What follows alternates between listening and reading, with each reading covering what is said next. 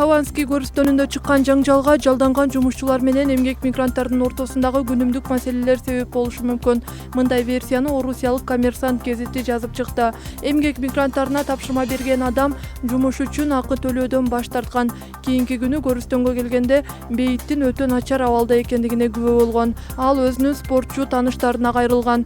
Гезит жазгандай, алар кырдаалдан пайдаланып эмгек мигранттарына салык салып, же кирешелүү аймактан бошотууга мажбур кылууну көздөшкөн. Бирок мигранттар каршылык көрсөтүп, жардамга бир нече жердештерин чакырышкан. Натыйжада алгач кол салгандар аз санда болуп калгандыктан ок чыгаруу менен көрүстөндөн чыгып кетүүгө аракет кылышкан. Хованский көрүстөнүндөгү мушташка 200дөй адам катышкан. Кагылышуу учурунда 3 абот кетип, 20дай киши ооруканага жаткырылган. 100гө чукул адам кармалган.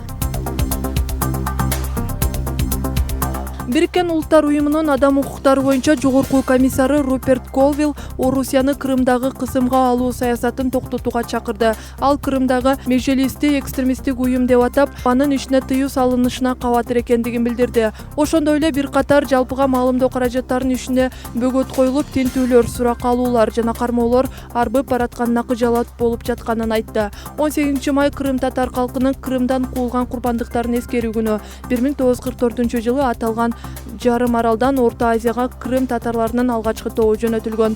Бардыгы болуп 180 000 адам депортацияланган.